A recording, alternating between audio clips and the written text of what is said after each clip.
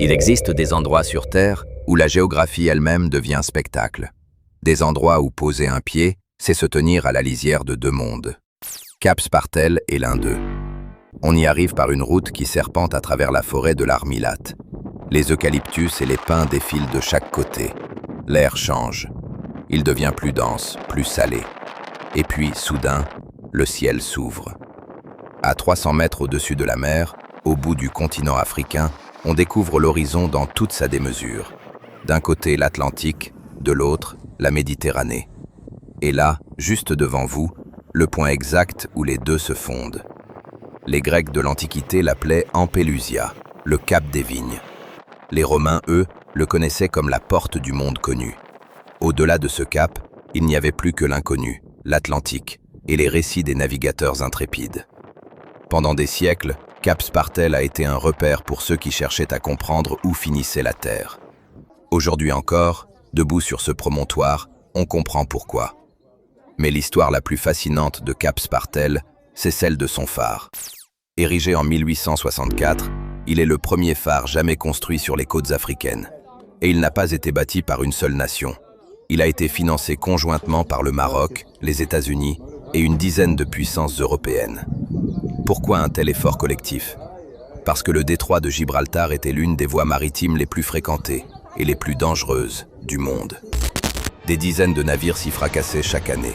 Ce phare, c'était une nécessité absolue, une question de survie pour le commerce mondial. Sa lumière tournait pour tous, pas pour un pays, pour la mer. Aujourd'hui, le phare de Cap Spartel se dresse fier, blanchi à la chaux, couronné d'une lanterne rouge.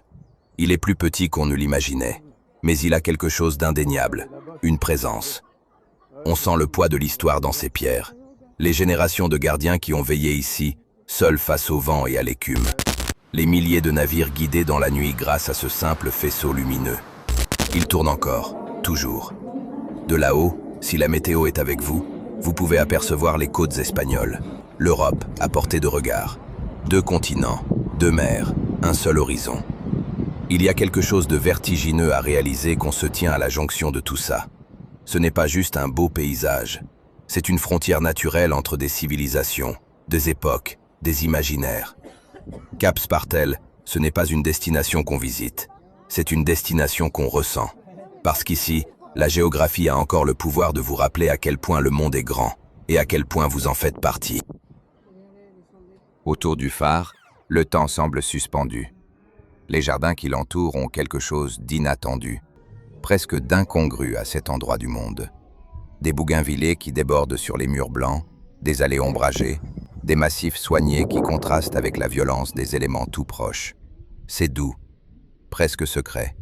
On se croirait dans un autre espace, préservé du vent et du bruit des vagues, alors qu'il suffit de lever les yeux pour apercevoir l'immensité de l'océan juste en contrebas. Les sentiers qui longent le cap se faufilent entre les rochers et les broussailles. Par endroits, la végétation s'accroche avec une ténacité remarquable. Griffes plantées dans la falaise, feuillages fouettés par le vent atlantique, arbustes courbés comme s'ils avaient renoncé à pousser droit depuis longtemps. La nature ici ne décore pas, elle résiste. Et au fil de la balade, à chaque tournant du sentier, une nouvelle perspective s'offre à vous. La ligne où le bleu sombre de l'Atlantique rencontre le bleu plus clair de la Méditerranée. Les rochers battus par les vagues en contrebas. Les mouettes qui planent, indifférentes, maîtresses absolues de ce bout du monde. C'est dans ces alentours qu'on comprend que Cap Spartel n'est pas qu'un point de vue. C'est un lieu qu'on arpente, qu'on explore, qu'on laisse entrer en soi.